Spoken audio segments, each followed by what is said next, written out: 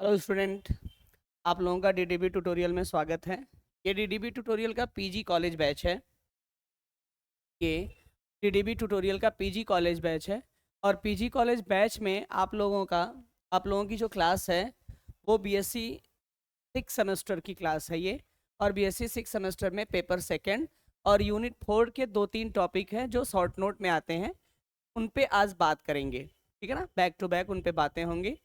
और एक बात और बता दे रहे हैं कि आप अगर क्लासेस करना चाहते हैं रेगुलर क्लासेस, तो मात्र 500 रुपये में बीएससी की क्लासेस पूरे सेमेस्टर की क्लासेस हैं। और ये क्लासेस गूगल प्ले स्टोर पे आप लोगों को अवेलेबल है। डीडीबी ट्यूटोरियल के नाम से एप्लीकेशन है, वहाँ से आप एप्लीकेशन को इंस्टॉल करके अपनी क्लासेस को कंटिन्यू कर सकते हैं। ठीक है, चलते हैं, हम आगे बात करेंगे। आज जो जिन टॉपिक के बारे में हमें बात करना है वो टॉपिक है ग्रीन हाउस इफेक्ट।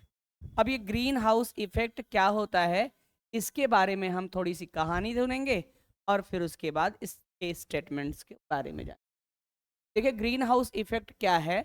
तो कोल्ड कंट्रीज जो होती हैं, जहाँ पे पूरे साल भर ठंडी रहती है, वातावरण वहाँ का ठंडा रहता है, ठीक है, टेम्परेचर बहुत कम होता है, वहाँ पे अगर समर क्रॉप को प्रोडक्शन करवाना हो, समर की क्रॉपिंग करनी हो, तो वहाँ पे पॉसिबल नहीं हो पाता कि जो समर में होने वाले क्रॉप है, गर्मियों गर्मियों में होने वाली खेती है, वो वहाँ पे हो पाए। तो वहाँ के लोग जो हैं, इस ग्रीन हाउस की सहायता से वो वहाँ पे अपनी खेती करते हैं, ग्रीन हाउस में अपनी खेती करते हैं। अब ग्रीन हाउस क्या है? ग्रीन हाउस ग्लास का बना हुआ एक हाउस होता है। ग्रीन हाउस जो है वो ग्लास का बना हुआ एक हाउस होता है, ऐसे समझिएगा इसको तो समझ में आएगा ना। जैसे मान लीजिए ये एक हाउस है और ये ग्लास का बना हुआ एक हाउस होता है, ग्रीन हाउस। ठीक है, लाइक दिस टाइप ग्लास का बना हुआ एक हाउस है। इधर आपके सन है,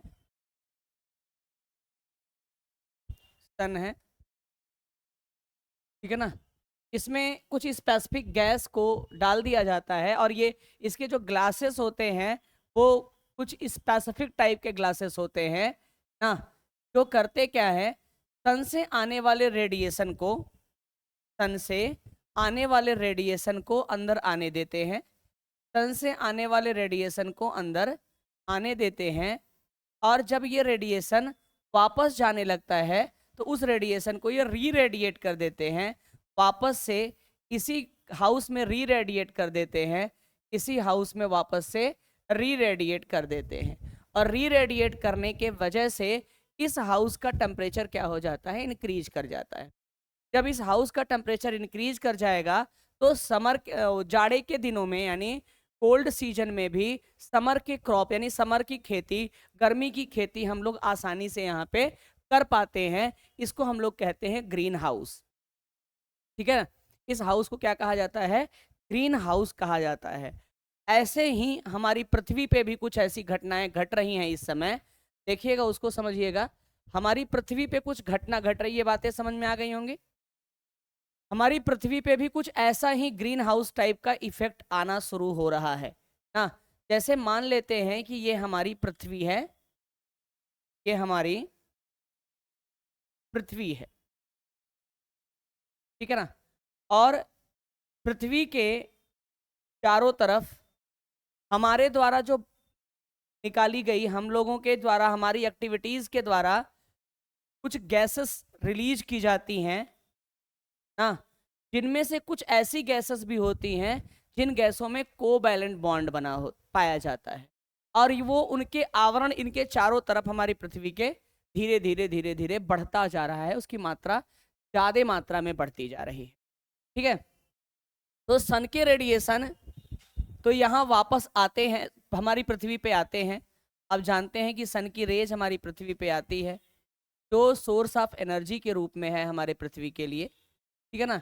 ये हमारी पृथ्वी पे आती हैं और हमारी पृथ्वी पे जो जीव जंतु हैं, पेड़ पौधे हैं, उन गैसेस को, उन रेजेस को से एनर्जी लेते हैं और जो रेजेस बच जाती हैं वो फिर वापस री रेडिएट हो जाती, चली जाती हैं।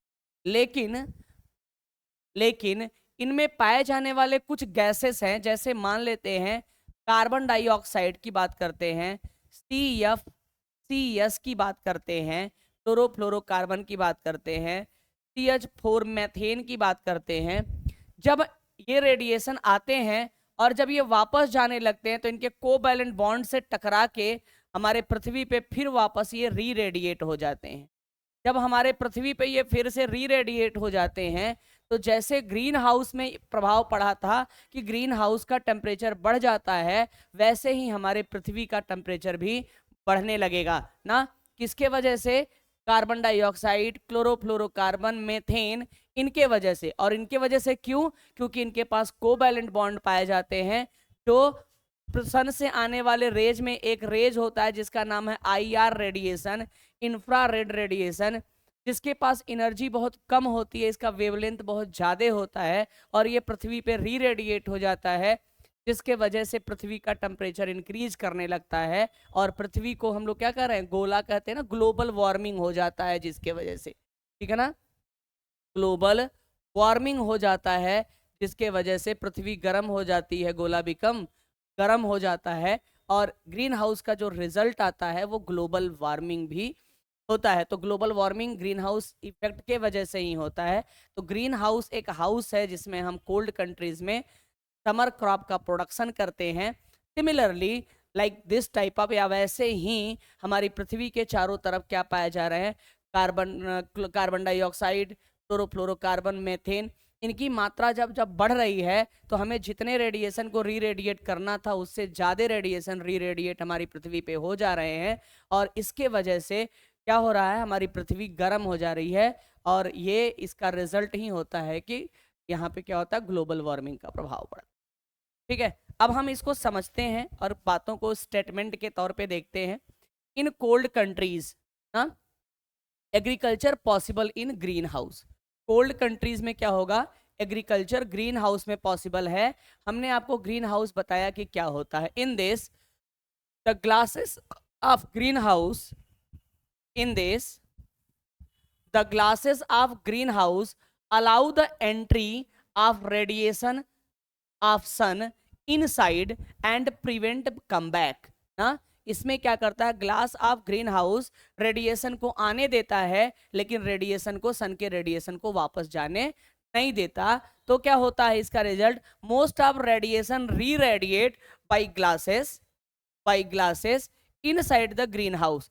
Therefore, इसका रिजल्ट क्या होता है, the temperature increases so we can cultivate summer crop in cold season. इसका ये रिजल्ट होता है कि हम समर क्रॉप को कोल्ड सीजन में भी पैदा कर सकते हैं ना। सेम एज, ऐसे ही जैसे ये हुआ है वैसे ही carbon dioxide and some other gases of atmosphere reradiate the IR radiation, इसको re-radiate the IR radiation of sun and increase the temperature of earth.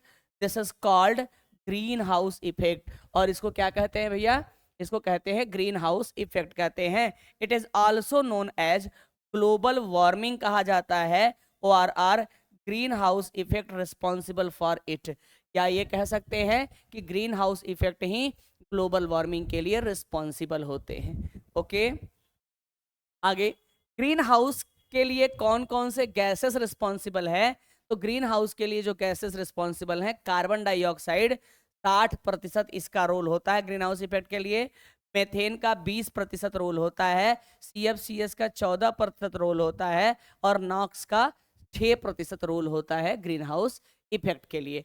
अब ये बातें किसने कहा था, ये बातें अकॉर्डिंग टू मोना लोआ ऑब्जर्वेटरी ऑफ हवाई जो चाइना में है, वो कार्बन डाइऑक्साइड के कंसंट्रेशन के बारे में बात किया। The carbon dioxide concentration in atmosphere increased from कितना से 280 ppm से बढ़ के 350 ppm हो गया है और ये हमारे लिए घातक है और ये green house effect, green house या ग्लोबल वार्मिंग के लिए बहुत बड़ा रिस्पॉन्सिबिलिटी ले रहा है कार्बन डाइऑक्साइड। आगे, carbon dioxide mainly causes green house effect. तो अगर हम इनमें से पूछे कि चारों में से सबसे ज्यादा ग्रीन हाउस इफेक्ट के लिए कौन रिस्पॉन्सिबल है, तो बहुत जाने लगा देते हैं CFCS, लेकिन होता कौन है, कार्बन डाइऑक्साइड। ठीक भैया, चलें आगे। आगे बात करते हैं mechanism of green house effect. क्या है कैसे होता है, कैसे होता है कि बताएगा कि कोवैलेंट बॉन्ड इनके क्या करते हैं, रीरेडिएट कर देते हैं। उन्हीं बातों को देखिएगा। The covalent bond of green house gases such as carbon dioxide, CFCs, methane and NOx allow the all radiation of sun come allow the all radiation of sun to come in except किसको, IR radiation come back रहेगा, except IR radiation.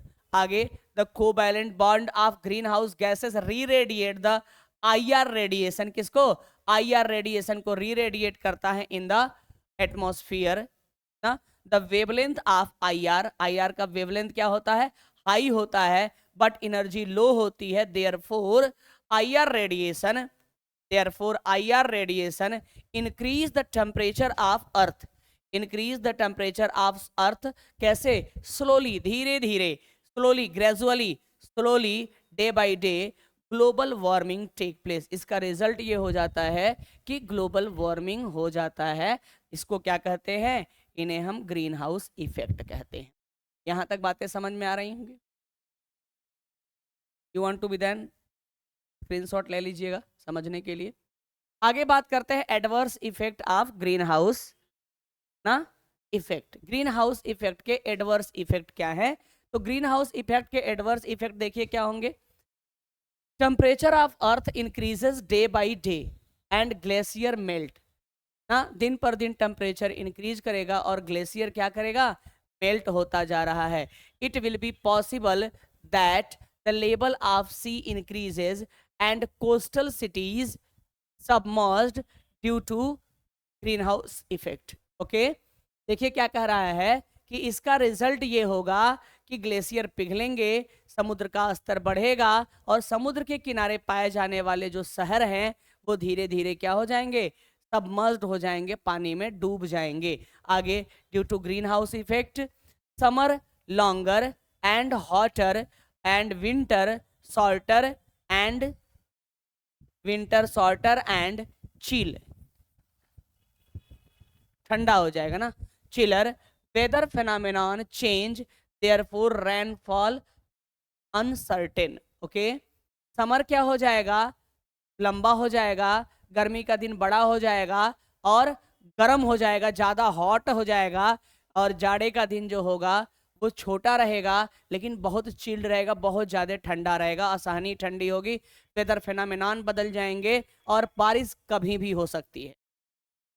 Due to high temperature, अगर temperature बढ़ेगा तो new micro organism like virus bacteria are existed and causes communicable disease. अगर temperature बढ़ेगा तो नए micro organism का जन्म होगा, नए माइक्रो ऑर्गेनिज्म की उत्पत्ति होगी और नए नए कम्युनिकेबल संक्रामक बीमारियां फैल जाएंगी। आगे बात करेंगे range of vegetation affected, vegetation क्या होगा, अफेक्टेड होगा, और प्रोडक्टिविटी इनिशियली इंक्रीज, प्रोडक्टिविटी जो है वो इनिशियली इंक्रीज करेगी बट फाइनली डिक्रीज, और बाद में क्या होगी, बड़ी तेजी से घटेगी due to law of limiting factor. और ये क्यों ऐसा होगा, क्योंकि वहां पे लागू हो जाएगा law of limiting factor. Law of limiting factor को हम कॉमनली कह सकते हैं कि ये देखिएगा टेम्परेचर बढ़ेगा तो पौधों के लिए अच्छा है, लेकिन टेम्परेचर अगर जब फिर बहुत ज़्यादा बढ़ जाएगा तो पौधे क्या हो जाएंगे, विल्ट कर जाएंगे, सूखने लगेंगे। कहावत कहा गया है ना, खात खात मरे न खैले भी ना मरे, वही किस्सा हो जाएगा इसके साथ कि टेम्परेचर मिला तब तो ठीक है, टेम्परेचर इतना मिल गया कि पौधे सूख गए। आप लोगों का भी वही स्थिति हो रहा है कि क्या कहते हैं, आप लोग खा नहीं रहे हैं, आप पढ़ी लिख भी नहीं रहे हैं, और एक समय ऐसा आएगा कि इसी पढ़ाई के लिए फिर परेशान होना पड़ जाएगा। तो जो जितना पढ़ रहा है, जो आपके सिलेबस में जितना है उतना तो कम से कम आप लोग पढ़ जाइए, ठीक है। चलिए, अब यहाँ तक हो गया ग्रीन एडवर्स इफेक्ट, और ये आपका ग्रीन हाउस इफेक्ट आज कंप्लीट हुआ। हम इसके बाद अगला टॉपिक आपको अगले वीडियो में दे देंगे जो एसिड रेन होगा। धन्यवाद आप लोगों का, और आप लोगों को अगर समझ में आ रहा हो तो अपने दोस्तों के साथ शेयर करें, ठीक है, दोस्तों के साथ शेयर करें और दोस्तों को अपने बताएं, और लाइक करें, और सब्सक्राइब भी करना चाहते हैं तो करें और करवाएं भी। ओके, धन्यवाद आप सभी लोगों का।